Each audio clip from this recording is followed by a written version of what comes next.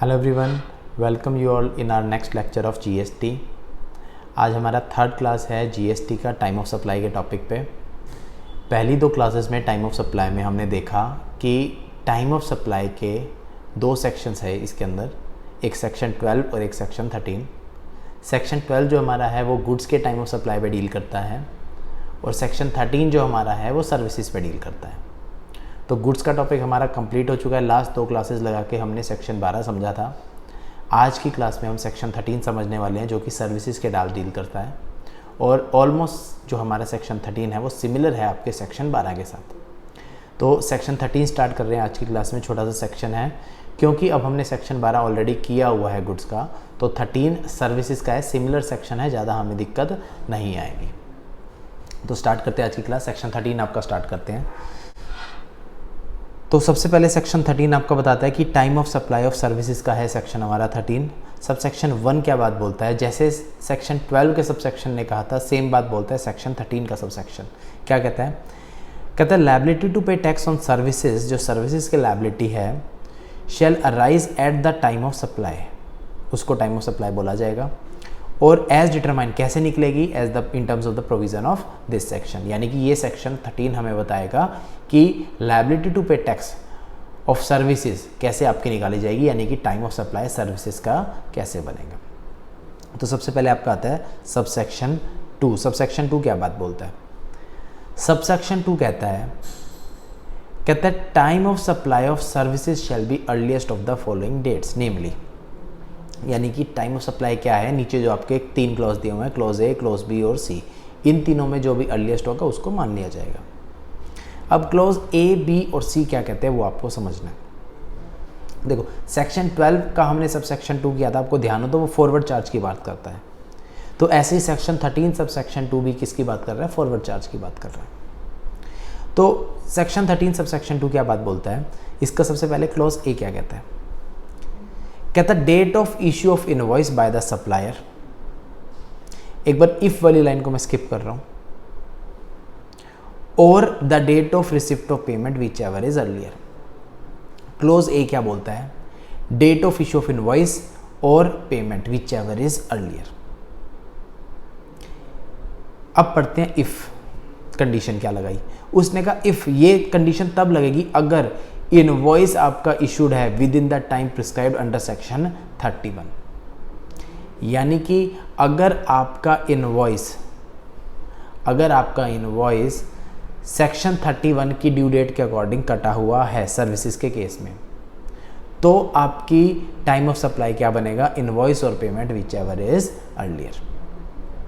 यानी कि section 13 sub section 2 का क्लॉज ए तभी एप्लीकेबल है जब आपका इनवॉइस टाइमली कटा हुआ है। अगर आपका इनवॉइस टाइमली नहीं कटा हुआ तो क्लॉज ए एप्लीकेबल नहीं होगा, क्योंकि क्लॉज ए में क्लियर कट मेंशन है if the invoice is issued with in the time prescribed under section 31। अगर आपका इनवॉइस ड्यू डेट से पहले कटा हुआ है तो आपको क्लॉज ए पढ़ना है, अदरवाइज आपको क्लॉज ए नहीं पढ़ना। यानी कि अगर मैं आपको सर्विसेज दे रहा हूं और मैंने जो आपको बिल काट के दिया वो एज पर 31 कटा हुआ था, 31 ने बोला था इस दिन तक काटना है, मैंने उस दिन तक काट दिया था, तो मेरे लिए टाइम ऑफ सप्लाई क्या बनेगा? Invoice or payment whichever is earlier.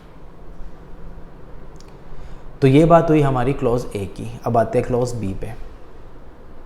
B ने बोला the date of provision of service, if वाला एक बार के लिए मैं स्किप कर रहा हूं, और the date of receipt of payment whichever is earlier. Clause B ने क्या बोला? Date of provision of service, आपने जिस दिन सर्विस प्रोवाइड करी वो, या फिर डेट ऑफ पेमेंट, जिस दिन पेमेंट हुई वो, जो भी पहले हो। अब क्लोज बी एप्लीकेबल कब होगा वो देखते हैं। कहता इफ, कंडीशन क्या है? If the invoice is not issued with in the period prescribed under section 31। यानी कि क्या कह रहा है ये? मैंने आपको कोई सर्विस दी तो कहता है कि टाइम ऑफ सप्लाई देखने के लिए सबसे पहले एक चीज़ देखनी है, क्या कि मैंने उस सर्विस का बिल सेक्शन 31 की टाइमलाइन के अकॉर्डिंग काटा है या नहीं काटा। अगर तो मैंने बिल सेक्शन 31 की टाइमलाइन के ड्यू डेट के अकॉर्डिंग काटा है तो एप्लीकेबल क्या होगा? Clause A. और अगर मैंने ड्यू डेट के बाद काटा है यानी टाइमलाइन के अकॉर्डिंग नहीं काटा, तो क्या एप्लीकेबल है, क्लॉज बी। मैंने आपको आज कोई सर्विस दी, मेरा सेक्शन 31 कहता है कि भाई आज बिल कट जाना चाहिए था, मैंने आज बिल काट दिया, तो मैं सेक्शन 31 के अकॉर्डिंग ओके चल रहा हूँ। तो क्लोज कौन सा एप्लीकेबल है, क्लोज ए। और क्लोज ए क्या कहता है, टाइम ऑफ सप्लाई क्या है, invoice or payment whichever is earlier. Clear है। अब आते हैं क्लोज बी पे। आज मैंने आपको सर्विस दी, सेक्शन 31 कहता था कि आज बिल कटना चाहिए था, लेकिन मैंने आज बिल काटा नहीं, बिल मैंने काटा ड्यू डेट के कुछ दिन बाद। तो बिल अगर मैंने काटा कुछ दिन बाद तो मैं कहाँ आ जाऊँगा, क्लॉज बी में आ जाऊँगा। और बी अब क्या कह रहे, ध्यान से पढ़ना, बी ये नहीं कह रहा इनवॉइस, क्योंकि इनवॉइस तो आपने लेट काटा है, आपकी गलती है। बी ये भी नहीं कह रहा कि last date of issue of invoice. B ने क्या किया, आपने गलती करी तो आपकी जो टाइम ऑफ सप्लाई थी वो और पीछे कर दी। कब कर दी, date of provision of service पे ले गया वो। कहता बी क्लॉज में आपने गलती करी है। गलती क्या करी है, आपने अपना इनवॉइस टाइमली नहीं काटा। तो अगर आप अपना इनवॉइस टाइमली नहीं काटोगे तो प्रोविजन क्या लग जाएगा, प्रोविजन ऑफ सर्विस और payment whichever is earlier. अब एक बार के लिए सेक्शन 31 भी देखते हैं, सेक्शन 31 था क्या। ऑलरेडी ऑल्दो हमारी क्लासेस में कवर्ड है सेक्शन 31, बट एक बार के लिए दोबारा देखते हैं सेक्शन 31 था क्या। तो जो आपका सेक्शन 13 है, इसके जस्ट नीचे आपको सेक्शन 31 भी दिया हुआ है। सेक्शन 31 एक बार देखते हैं। गुड्स के लिए जो रेलेवेंट पोर्शन था वो हम ऑलरेडी लास्ट क्लास में हमने देखा था। अब सर्विसेज का पढ़ते हैं। सर्विस के केस में सेक्शन 31 क्या बात बोलता था। सेक्शन 31 का सब सेक्शन 2 था सर्विसेज के लिए। क्या कहता था, कहता था registered person supplying taxable service shall before or after the provision of service, यानी कि सर्विस से पहले या सर्विस देने के बाद आप कभी भी बिल काट सकते हो, लेकिन with in a prescribed period. एक पीरियड बताया गया था कि उससे पहले पहले कट जाना चाहिए। एक टैक्स इनवॉइस इशू करेगा जिसमें ये डिटेल्स लिखी होनी चाहिए। तो सेक्शन 31 क्या कहता है, सर्विस देने से पहले या सर्विस देने के बाद, लेकिन एक डेट से पहले पहले आपको बिल काटना जरूरी है। वो डेट क्या थी, वो डेट आपकी नीचे बताई हुई है रूल्स के अंदर। रूल 47 आपका दिया हुआ है। क्या कहता है रूल 47, कहता है invoice refer to in rule 46 in case of taxable supply of services shall be issued within a period of 30 days from the date of supply of services. आपको अगर ध्यान हो तो जब हमने इनवॉइस का चैप्टर पढ़ा था वो हमने सेक्शन 31 और रूल 47 पढ़े थे। तो वो क्या कहते थे बात कि भाई आज मैंने आपको कोई सर्विस दी तो उसका बिल कब तक कट जाना चाहिए, या तो सर्विस देने से पहले या सर्विस देने के टाइम पे या सर्विस देने के बाद। कितने दिन बाद तक, 30 दिन बाद तक। आज मेरी कंप्लीशन हुई, मैंने आज आपका बैच था आज कंप्लीट हो गया, या आपने मेरे से कोई सर्विस ली, मैंने आज आपको सर्विस प्रोवाइड करा दी। तो सेक्शन 31 क्या कहता है, उसका बिल कब तक कटना चाहिए, सर्विस कंप्लीट होने के 30 दिन के अंदर अंदर आपका बिल कट जाना चाहिए। ऐसी बात बोलता है आपका रूल 47। और अगर आपको ध्यान हो तो वहाँ हमने पढ़ा था, इसका प्रोवाइजो भी किया था कि बैंकिंग इंस्टीट्यूशन के केस में ये लिमिट 30 की जगह कितनी थी, 45 डेज। यानी जनरल केस में मैंने आज आपको आज सर्विस दी तो सर्विस से पहले काट लो बिल, या सर्विस के टाइम पे काट लो, या सर्विस के 30 दिन तक बिल काट लेना। ये कहता है हमारा सेक्शन 31। लेकिन अगर वो सर्विस बैंकिंग की सर्विस थी तो 30 की जगह दिन कितने थे, 45 दिन थे। बात क्लियर है, सेक्शन 31 क्लियर है। वापस चलते हैं हमारा सेक्शन 13 पे।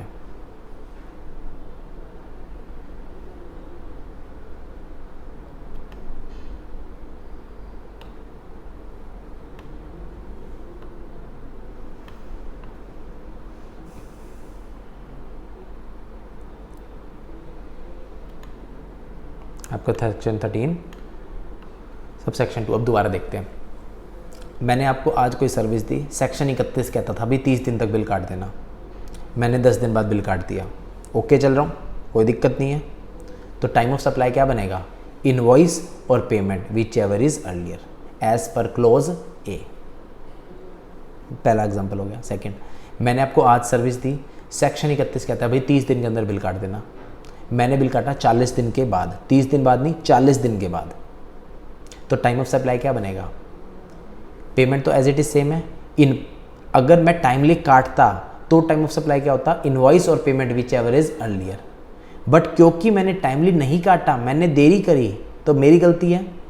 तो मैंने देरी करी तो उन्होंने क्या किया, मेरा टाइम ऑफ सप्लाई और जल्दी कर दिया, ताकि गवर्नमेंट को जो है टैक्स जल्दी जाए, क्योंकि आप गलती कर रहे हो। और अगर आप लेट कर रहे हो तो फिर आपको इंटरेस्ट भरना पड़ेगा। तो उन्होंने क्या किया, उन्होंने कहा कि आपने आज सर्विस दी है भाई, आपको 30 दिन में बिल काटना चाहिए था, आप 30 की जगह 40 दिन में बिल काट रहे हो, गलती कर रहे हो, तो आपसे हम टाइम ऑफ सप्लाई का जल्दी बनाएंगे। जल्दी कब बनाएंगे, उन्होंने ये नहीं बोला इनवॉइस की डेट, ना इनवॉइस की डेट नहीं बोली, last date of issue of invoice भी नहीं बोली, उन्होंने डेट क्या बना दी, प्रोविजन ऑफ सर्विस, यानी आज की डेट। तो उन्होंने time of supply back date में कर दिया। अब बैक डेट में करने की वजह से मैं जब सरकार को पेमेंट या तो जल्दी करूंगा, और अगर लेट कर रहा हूं तो मुझे उसके साथ में इंटरेस्ट भी पे करना पड़ेगा। बात क्लियर है? तो ये हमारा हो गया क्लोज बी। क्लोज बी कहता है अगर आपने टाइमली बिल नहीं काटा तो प्रोविजन और payment whichever is earlier, ये आपका बनता है टाइम ऑफ सप्लाई। सी पे आते हैं, कहता date on which the recipient shows the receipt of service in his books of accounts if a or b not apply. किसी केस में मान लो ए भी अप्लाई नहीं हो रहा, बी भी अप्लाई नहीं हो रहा, तो रेजिडुअल केस क्या बना दिया, इसने कहा कि वो डेट जिस दिन रिसिप्ट ऑफ सर्विस दिखे इन बुक्स ऑफ अकाउंट्स में, बुक्स ऑफ अकाउंट्स में दिख गया कि पैसा आ गया या फिर सर्विस देगी, जो भी चीज़ आइडेंटिफाई हो गई उस डेट को ही हम अज्यूम कर लेंगे कि यही क्या है, इसका टाइम ऑफ सप्लाई। यानी कि date on which the recipient shows the receipt of service. Recipient ने जो रिसिप्ट ऑफ सर्विस दिखा रखी है कि उसको सर्विस मिली, आपने जिस दिन अज्यूम करी कि आपको सर्विस मिली है उसी दिन मैं मेरा टाइम ऑफ सप्लाई मान लूँगा। बात क्लियर है यहाँ तक? तो सिंपल था। Section 13 sub section 2 forward charge की बात करते हैं। 3 इसने जो थे हमारे बनाए हैं। पहला केस इसने क्या बोला, इसने कभी आपने पहले बताओ टाइमली इनवॉइस काटा था, ठीक है काट दिया था। अगर आपने इनवॉइस विद इन 30 डेज काटा हुआ है, सेक्शन 31 के अकॉर्डिंग टाइमली काटा हुआ है, तो invoice or payment whichever is earlier वो बनेगा आपका टाइम ऑफ सप्लाई। अगर आपने बिल लेट काटा था तो फिर हम इनवॉइस की जगह प्रोविजन ऑफ सर्विस ले रहे हैं, उसको जान करके बैक डेट पे लेके जा रहे हैं ताकि आपको सरकार को इंटरेस्ट ज़्यादा भरना पड़े जितनी लेट पे करोगे। और तीसरा, अगर ये दोनों ही प्रोविज़न नहीं एप्लीकेबल हो पा रहे किसी रीज़न से, तो आप क्या चेक करोगे, वो डेट देखो जिस दिन रेसिपिएंट ने अपनी शो किया रिसिप्ट ऑफ सर्विस। रेसिपिएंट ने जिस दिन कहा कि मुझे इस दिन सर्विस मिल गई, यानी कि उसी दिन मैंने प्रोवाइड की होगी, वही मेरा क्या डेट रहा होगा प्रोविज़न का, उसी दिन को हम अज्यूम कर लेंगे। नीचे एक प्रोवाइजो डालता है,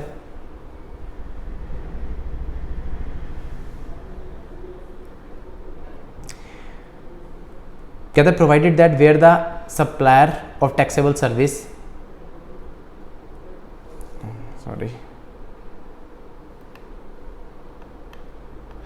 provided that where the supplier of taxable service, उसको एक्स्ट्रा अमाउंट मिली है कहाँ तक, 1000 रुपये तक। तो ये सेम वही प्रोविज़न है जो हमने सेक्शन 12 में पढ़ा था, वही सेम सेक्शन 13 में रिपीट हो रहा है। लेकिन आपको ध्यान हो सेक्शन 12 के अंदर एक एग्जम्पशन आई हुई थी जो पेमेंट को टाइम ऑफ सप्लाई नहीं बनाता था। वो एग्जम्पशन सिर्फ और सिर्फ गुड्स पे एप्लीकेबल थी, सर्विसेज के लिए ऐसी कोई एग्जम्पशन नहीं है। तो ये जो 1000 वाला क्लोज था जिसकी इफेक्टिवनेस खत्म हो रही थी कहाँ पे, आपके सेक्शन 12 में, वो इफेक्टिवनेस खत्म नहीं होगी हमारी सेक्शन 13 के अंदर। बात क्लियर है? तो ये सेम क्लोज 1000 वाला हमारा सेक्शन 12 में भी दिया हुआ था और सेक्शन 13 में भी दिया हुआ है, दोनों जगह सेम क्लोज दिया हुआ है। लेकिन सेक्शन 12 में एक एग्जम्पशन आई हुई थी जो बात करती थी कि पेमेंट पे हमें टैक्स नहीं लेना, पेमेंट को टाइम ऑफ सप्लाई नहीं बनाना, तो वहाँ इसकी इफेक्टिवनेस प्रोविज़न की हमने बताया था ख़त्म हो चुकी है। लेकिन सेक्शन 13 के अंदर आपकी वो इफेक्टिवनेस जो है वो ख़त्म नहीं होगी, क्योंकि यहाँ पे क्लियर कट यहाँ पे ऐसी कोई भी एग्जम्पशन नहीं है। तो अगर सर्विसेज का केस है और 1000 रुपये से एक्स्ट्रा कुछ आप 1000 रुपये तक कुछ आपको एक्स्ट्रा अमाउंट मिल रही है पिछले वाले बिल के साथ, तो वो सप्लायर की मर्जी है, वो उसको तभी एडजस्ट कर सकता है पेमेंट के टाइम पे, या चाहे तो जब अगला बिल काटेगा तब भी एडजस्ट कर सकता है। फॉर एग्जांपल मैं आपको सर्विस दे रहा हूँ, मान लो बिजली का बिल भरने आप मेरे पास आए, तो बिल था आपका 800 रुपये का, आप 1000 देंगे, आप मुझे 200 रुपये एक्स्ट्रा देंगे बिजली के बिल के, तो मेरी मर्जी है उस 200 रुपये पे मैं सरकार को टैक्स अभी भी भर सकता हूँ क्योंकि पेमेंट आ गई, या फिर अभी ना भर के जब मैं अगला बिल काटूंगा उसके अंदर भी एडजस्ट कर सकता हूँ। इनवॉइस और पेमेंट जिसके ऊपर मैं करना चाहूँ मैं कर सकता हूँ। मुझे यहाँ पे रिलैक्सेशन दे दी गई है कि आप अभी ना करना चाह के बाद में करना चाहो तो बाद में भी कर लेना, कोई दिक्कत नहीं है, लेकिन अमाउंट क्या होनी चाहिए 1000 से कम और पिछले वाले के साथ आई हो। क्लियर है। फिर नीचे आता है आपका एक्सप्लेनेशन दी हुई है। एक्सप्लेनेशन आपकी सेम है जो हमने सेक्शन 12 में करी थी, ठीक है। सबसेक्शन 3 के ऊपर आते हैं। सबसेक्शन 3 क्या है? सेक्शन 12 में हमने पढ़ा था सबसेक्शन 3 वो किसकी बात करता था? रिवर्स चार्ज की। तो यहाँ का भी जो सबसेक्शन 3 है वो किसकी बात कर रहे हैं? रिवर्स चार्ज की। वहाँ रिवर्स चार्ज की बात होती थी गुड्स पे, यहाँ के रिवर्स चार्ज की बात है सर्विसेज पे, बस इतना सा डिफरेंस है। तो क्या कहता है रिवर्स चार्ज का ये सबसेक्शन? देखिए, कहता है in case of supplies in respect of which tax is paid और liable to be paid on reverse charge basis. यानी कि ये कब लग रहा है प्रोविजन? जब रिवर्स चार्ज आ गया। The time of supply shall be earlier of the following, ठीक है। एक बार गुड्स का जल्दी से रिवाइज कराना। गुड्स में कितने केस थे? 3 केस थे रिवर्स चार्ज में। कौन कौन से थे? गुड्स रिसीव हुई हो, सेकेंड आपका पेमेंट कर दी हो, और तीसरा आपका इनवॉइस कटने से 30 दिन। तो इन्हीं के कुछ सिमिलर यहाँ पे प्रोविजन है। गुड्स कब रिसीव हुई उसको तो मैं आइडेंटिफाई कर सकता हूँ, लेकिन सर्विस कब रिसीव हुई उसको आइडेंटिफाई इतना इजीली नहीं किया जा सकता। गुड्स मेरे को आज कब मिले? आज मैं कोई गुड्स खरीद के लाया तो मेरे पास कोई ना कोई कॉपी रही होगी कि आज मुझे गुड्स रिसीव हुए।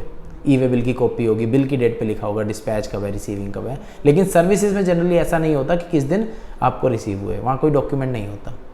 तो जहाँ पे वो सेक्शन 12 में एक पहला पॉइंट था आपका रिसिप्ट ऑफ गुड्स, तो यहाँ पे बनना चाहिए था रिसिप्ट ऑफ सर्विसेज, लेकिन क्योंकि आइडेंटिफाइड नहीं है तो ऐसा कुछ यहाँ पे मेंशन नहीं है। दूसरा सेक्शन 12 में क्या था? पेमेंट। आपने पेमेंट किस दिन करी? यहाँ पे भी पेमेंट सेम पॉइंट है। तीसरा सेक्शन 12 के अंदर आपका क्या था? इनवॉइस कटने के 30 दिन। यहाँ पे थोड़ा सा अलग है, तो पढ़ते हैं। क्लोज ए क्या कहता है? क्या date of payment as entered in books of accounts of the recipient, या फिर जिस दिन बैंक अकाउंट से डेबिट हुई whichever is earlier. Same वहां वाले से कॉरेस्पॉन्डिंग रिलेट हो रहा है। सेक्शन 12 में भी सेम था, यहाँ पे भी सेम आ गया। अगला कहता date immediately following the 60 days. Section 12 कितने दिन बोलता था? 30 दिन, इनवॉइस कटने के 30 दिन। यहाँ कितने दिन बोले हैं? 60 दिन from the date of issue of invoice. ये एक चेंज है। सेक्शन 12 में इनवॉइस से 30 दिन लेता था और आपके सेक्शन 13 में इनवॉइस से 60 दिन लेता है। और तीसरा जो वहाँ प्रोविजन था date of receipt of goods, ऐसा यहाँ पे कोई भी पॉइंट नहीं है। तो यहाँ पे रिवर्स चार्ज में सिर्फ 2 पॉइंट बनते हैं। दोनों में जो भी आपका पहला होगा उसको टाइम ऑफ सप्लाई मान लिया जाएगा।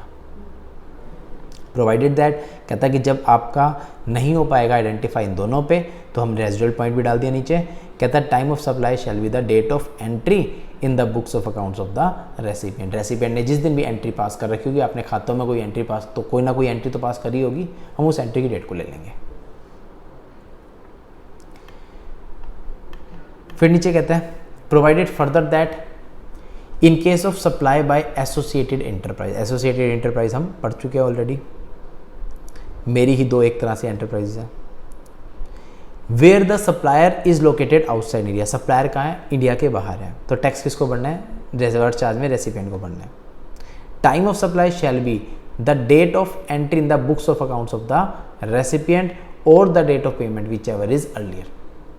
वो कहता है कि जब एसोसिएटेड एंटरप्राइज का केस बनता है तो एसोसिएटेड एंटरप्राइज के केस में, क्योंकि दोनों फर्में मेरी है, जो इंडिया के बाहर सप्लायर फर्म है वो भी मेरी है, जो इंडिया के बाहर रेसिपिएंट फर्म है वो भी मेरी है, तो मैं दोनों फर्म में एंट्री की डेट्स को या पेमेंट को आगे पीछे करके मैनिपुलेशन कर सकता हूँ। यहाँ पे चांसेस ज़्यादा रहते हैं क्योंकि दोनों ही फर्म में मेरी है। मैं जिस दिन बोलूँगा बिल काटने का उस दिन बिल कट जाएगा, मैं कहूँगा बिल नहीं काटना, लेट काट लेंगे, लेट कट जाएगा, क्योंकि दोनों फर्म में मेरी है, मैं उनको कंट्रोल कर सकता हूँ।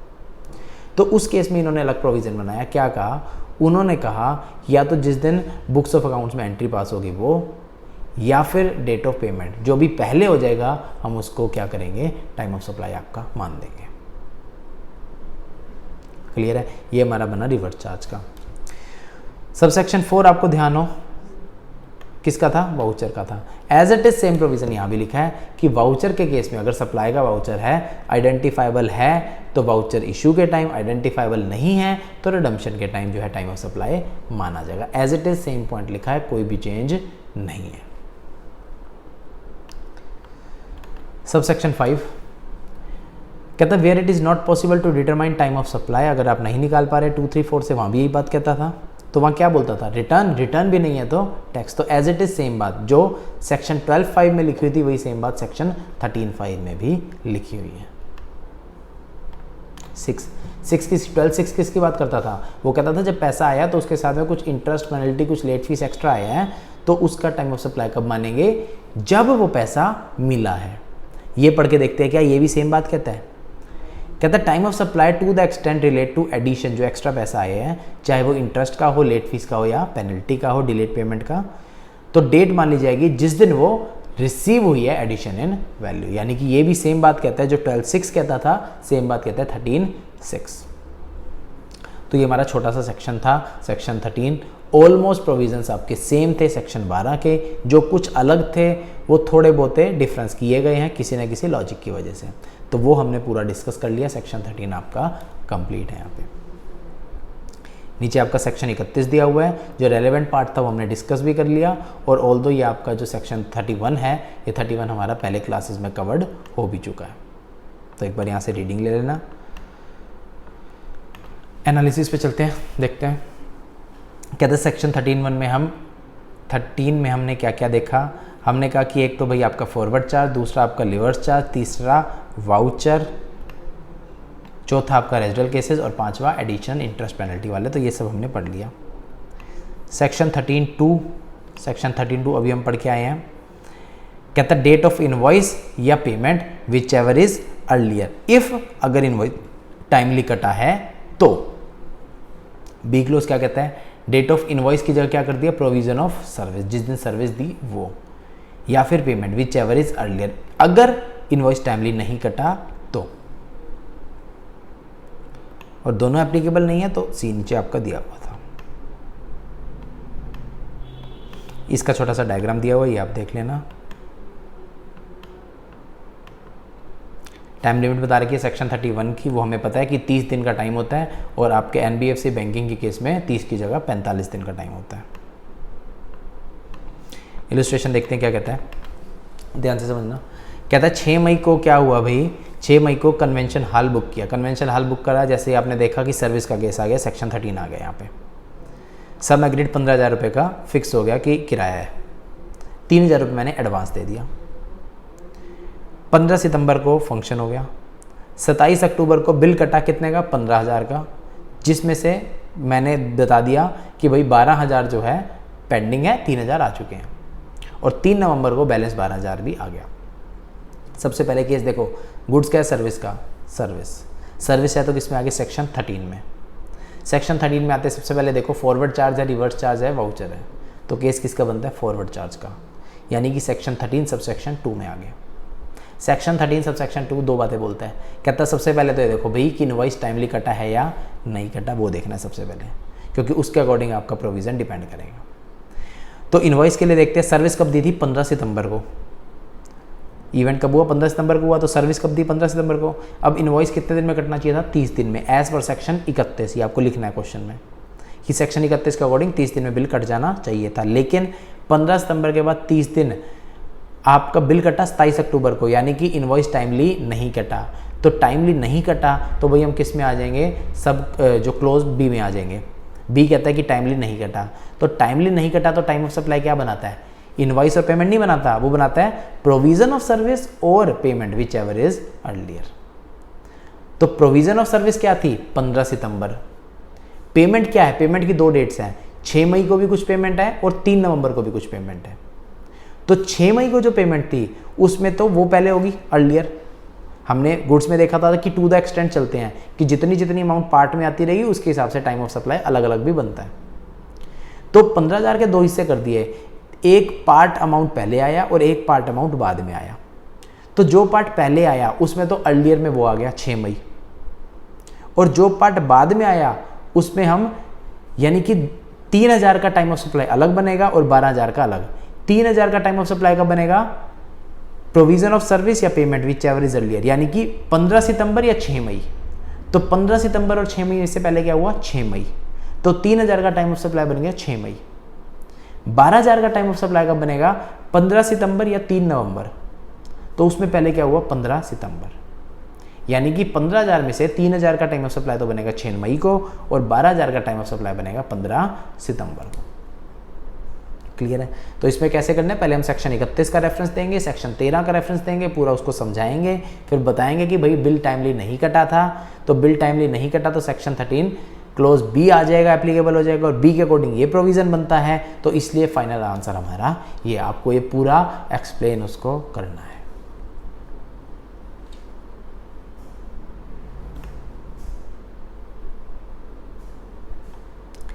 यहाँ पे जो आपका दिया हुआ है सिर्फ क्रक्स दिया हुआ है, आपको ये नहीं लिखना, आपको पूरा डिटेल में बताना है। उसको सेक्शन 31 भी बताना है, उसको सेक्शन 13 भी समझाना है, फिर हमारा क्या आंसर आया, क्या केस है, सारा आपको उसको डिटेल में एनालाइज करके बताना है।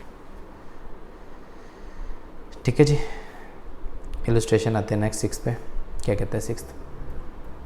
कहता है investigation shows that ABC and company है कोई, उस पर इन्वेस्टिगेशन हुई, पता चला कि क्लीनिंग और रिपेयर का काम करती थी अपार्टमेंट्स में, जिसके लिए अपार्टमेंट ओनर जो एसोसिएशन थी उसको पेमेंट देते थे कैश में। कब दी?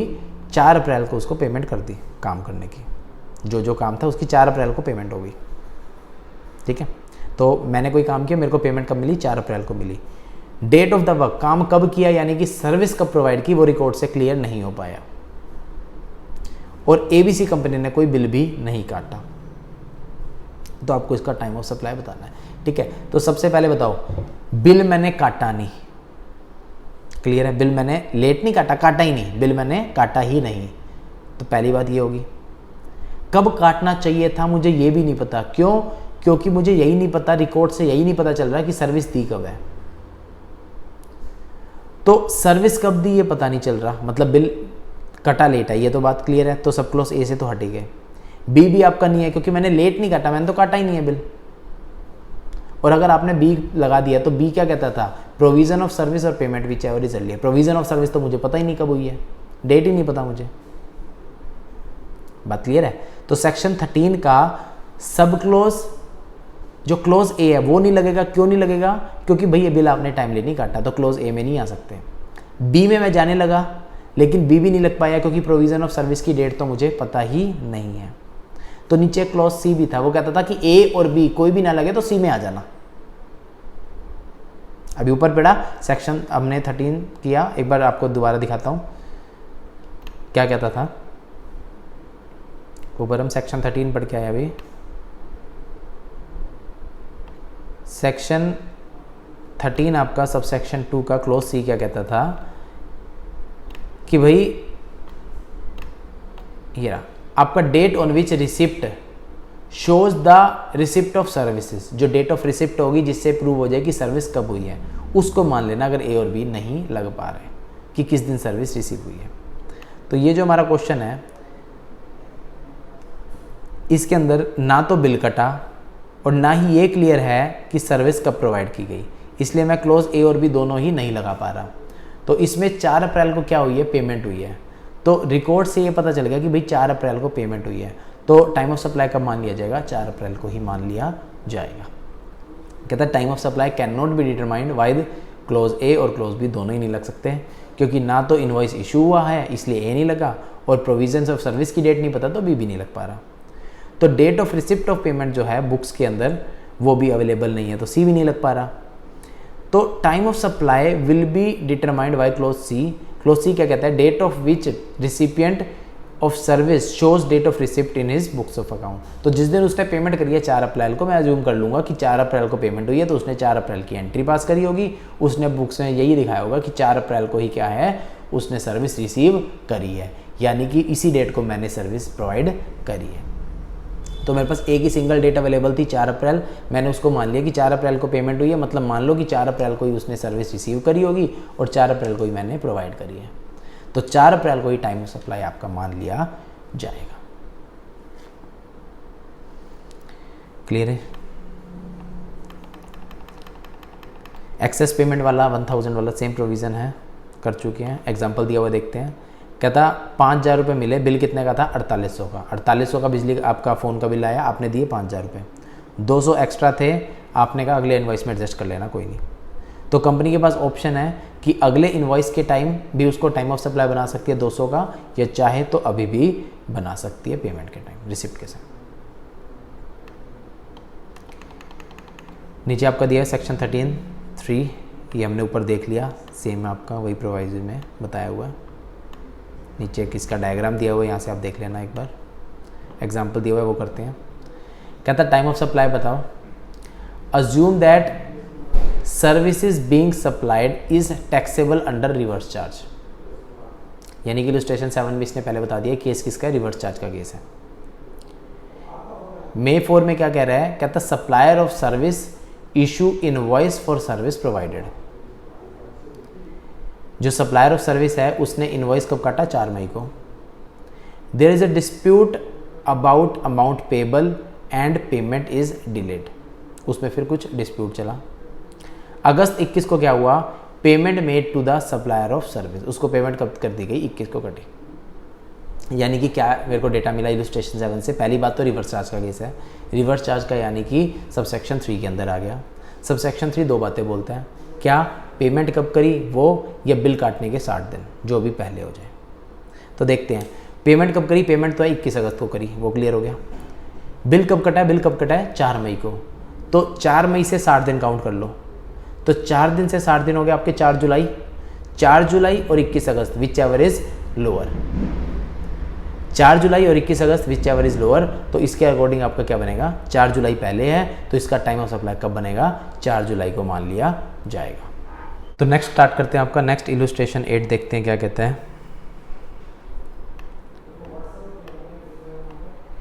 इलस्ट्रेशन 8 मेरा क्या कहता है, कहता कि डिटरमाइन करो time of supply from the given information. आपको डेटा दिया हुआ है 4 मई और 2 जुलाई की डेट्स है। 4 मई को एक जर्मन कंपनी है, उसने ईमेल इशू करी informing it associate company about the cost of technical services provided to it. यानी कि एक जर्मन कंपनी है, उसने अपनी एसोसिएटेड कंपनी एबीसी को बताया कि हमने आपको इतनी टेक्निकल सर्विस प्रोवाइड की, इतने रुपए जो है बनते हैं। डिटेल्स कम्युनिकेट की गई 4 मई को। 2 जुलाई को एबीसी ने जो उसके पैसे थे वो जो है ट्रांसफ़र कर दिए। क्लियर है। तो पहली बात तो किसका केस हो गया, एसोसिएटेड कंपनी का हो गया। दूसरी बात रिवर्स चार्ज का केस है, क्योंकि जर्मन कंपनी ने अपनी एबीसी लिमिटेड कहाँ की होगी, हमारी इंडिया की।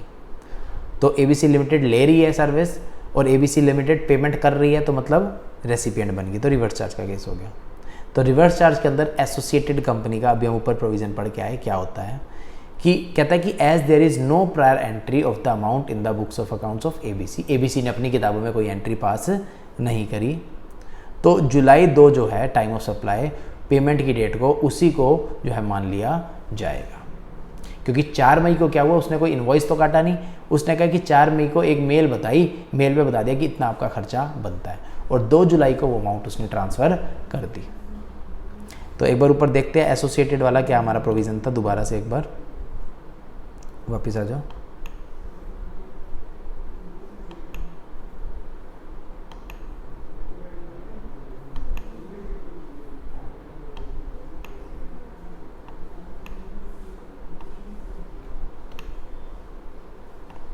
ये हमारा प्रोविजन लिखा हुआ है एसोसिएटेड का। कहता है provided that in case of supply of associated where the supplier is located outside India. यहाँ पे जर्मन कंपनी इंडिया के बाहर है, ठीक है, एसोसिएटेड भी है, दोनों बातें होगी। Time of supply shall be कब बनेगा, date of entry in the books of accounts of the recipient. ये बात क्वेश्चन ने बताई नहीं, उसने कहा कि date of entry in the books of account recipient की, क्वेश्चन ने हमें बताया नहीं कि कब एंट्री पास करी, तो कोई इसके बारे में कोई इन्फॉर्मेशन है नहीं। या फिर डेट ऑफ पेमेंट, हाँ पेमेंट के बारे में डेटा है कि पेमेंट किस दिन हुई है, विच एवर इज अर्लियर। तो एक इन्फॉर्मेशन नहीं है, पेमेंट वाली थी, तो हमने पेमेंट के हिसाब से क्या कह दिया कि आपका बन जाएगा।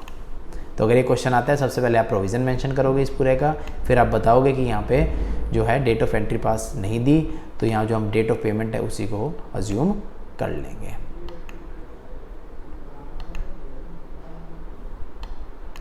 ठीक है। तो यहाँ पे दिया हुआ है कि कोई प्रायर एंट्री नहीं है अमाउंट की, बुक्स ऑफ अकाउंट्स में एंट्री का कुछ नहीं बताया कि एंट्री करी है नहीं करी, सिर्फ पेमेंट का बताया, तो मैं पेमेंट वाली डेट को सिंपल अपना मान के चलूँगा। उसके बाद नीचे आपका वाउचर का केस दिया हुआ है, एग्जाम्पल है ये, आप देख लेना। वाउचर सेम है, वहाँ पे कुछ चेंज है नहीं, रेजिडुअल सेम है, 13.6 आपका सेम है। डायग्राम दिया हुआ है, ठीक है, ये आप एक बार देख लेना यहाँ से। ये हमारा चैप्टर कंप्लीट, ठीक है। एक बार जल्दी से समराइज़ करते हैं पूरे चैप्टर में हमने क्या किया। आपका जो 5th चैप्टर है इसके 2 पार्ट्स हैं। सबसे पहले तो टाइम ऑफ सप्लाई और वैल्यू ऑफ सप्लाई। हमारा जो फर्स्ट पार्ट है टाइम ऑफ सप्लाई वो कंप्लीट हो चुका है। टाइम ऑफ सप्लाई में 2 सेक्शन है, सेक्शन 12 गुड्स का, सेक्शन 13 सर्विसेज का। दोनों ही सेक्शन कॉरस्पॉन्डिंग प्रोविज़न जो है सेम चल रहे हैं ऑलमोस्ट। सबसे पहले वो बात करते हैं आपकी किसकी, फॉरवर्ड चार्ज की। सब सेक्शन 2 दोनों में बात करते हैं फॉरवर्ड चार्ज की। सब सेक्शन 3 किसकी बात करता है, रिवर्स चार्ज की। उसके बाद वो बात करते हैं दोनों वाउचर की। फिर एक रेजिडुअल केस का सब सेक्शन 5 बना रखा है दोनों में। सब सेक्शन 6 बनाया हुआ है इंटरेस्ट पेनल्टी और लेट फीस का, इन सब का। तो ऑलमोस्ट दोनों प्रोविज़न हमारे सेम पैटर्न पे चल रहे हैं, सेम फ्रेमिंग के साथ चल रहे हैं। बस गुड्स में एक ध्यान रखना, एक आपकी एग्जम्पशन एक्स्ट्रा आई है जो पेमेंट को कंसिडर नहीं करने को बोलती, कि पेमेंट पे टाइम ऑफ सप्लाई नहीं बनाना। लेकिन सर्विसेज में ऐसी हमारी कोई भी एग्जम्पशन नहीं आई हुई। तो सर्विस में इनवॉइस या payment whichever is earlier, अगर इनवॉइस टाइमली कटा है तो ये बनेगा।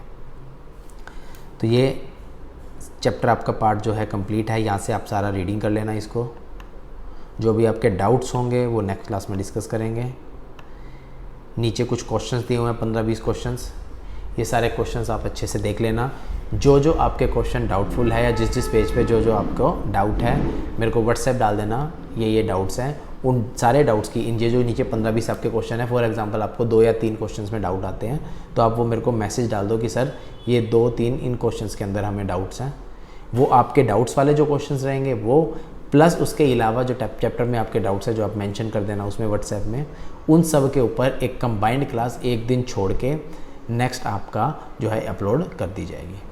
जितने भी आपके डाउट्स हैं इससे के रिलेटिंग, कोई सेक्शन में कोई डाउट है आपका, कोई पॉइंट में कोई डाउट है, कोई एग्जांपल में डाउट है, या नीचे जो 15-20 क्वेश्चन दिए हुए ये सारे आपको करने हैं। इनमें जो भी आपका डाउट है वो आपको मैसेज कर देना है। वो आपके सारे डाउट्स जो है एक क्लास उस पर बनाएंगे और वो सारे उसमें कंसिडर कर लेंगे। क्लियर है? तो आज के लिए इतना। ये आपका फर्स्ट पार्ट कंप्लीट है, इसको अच्छे से करो। नेक्स्ट क्लास में हम जो है वैल्यू ऑफ सप्लाई का जो सेकंड पार्ट है उसको देखेंगे।